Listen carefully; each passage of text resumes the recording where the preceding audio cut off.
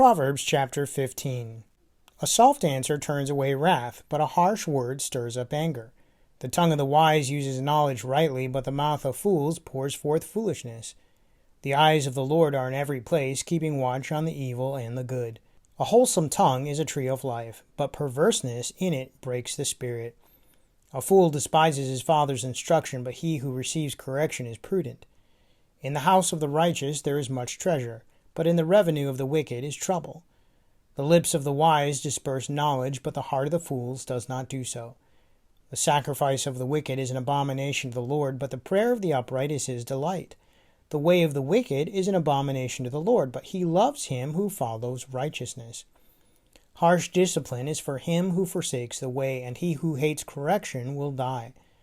Hell and destruction are before the Lord, so how much more the hearts of the sons of men. A scoffer does not love one who corrects him, nor will he go to the wise. A merry heart makes a cheerful countenance, but by sorrow of the heart the spirit is broken.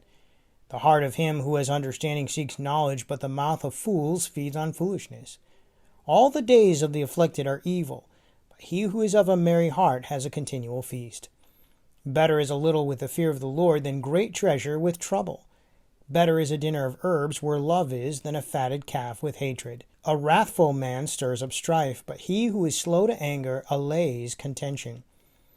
The way of the lazy man is like a hedge of thorns, but the way of the upright is a highway. A wise son makes a father glad, but a foolish man despises his mother. Folly is joy to him who is destitute of discernment, but a man of understanding walks uprightly. Without counsel plans go awry, but in the multitude of counselors they are established. A man has joy by the answer of his mouth, and a word spoken in due season, how good it is. The way of life winds upward for the wise, that he may turn away from hell below. The Lord will destroy the house of the proud, but he will establish the boundary of the widow. The thoughts of the wicked are an abomination to the Lord, but the words of the pure are pleasant. He who is greedy for gain troubles his own house, but he who hates bribes will live. The heart of the righteous studies how to answer, but the mouth of the wicked pours forth evil. The Lord is far from the wicked, but he hears the prayer of the righteous. The light of the eyes rejoices the heart, and a good report makes the bones healthy. The ear that hears the rebukes of life will abide among the wise. He who disdains instruction despises his own soul, but he who heeds rebuke gets understanding. The fear of the Lord is the instruction of wisdom, and before honor is humility. Proverbs 15:8-9 says, "The sacrifice of the wicked is an abomination to the Lord, but the prayer of the upright is his delight. The way of the wicked is an abomination to the Lord, but he loves him who follows righteousness." Well, these two verses kind of remind me of King Saul from 1 Samuel chapter 13. Now, in 1 Samuel 13, Saul was getting ready to lead the Israelites into battle. And before that, he was supposed to meet up with the prophet Samuel, who was going to make a offering unto the Lord, a sacrifice unto the Lord. And this was proper. This was kind of the way before they went into battle, so they could honor God and ask him for help in the battle.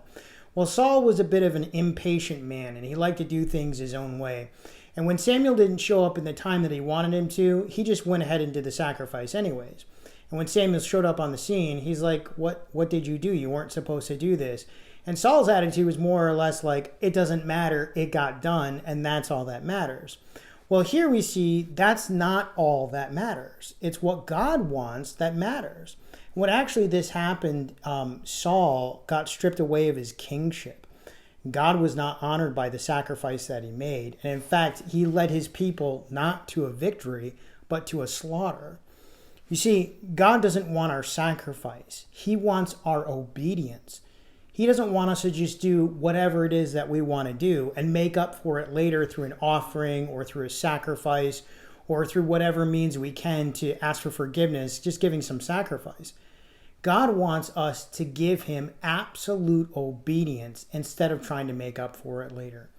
Follow God, honor him the way that he wants. Follow him in obedience.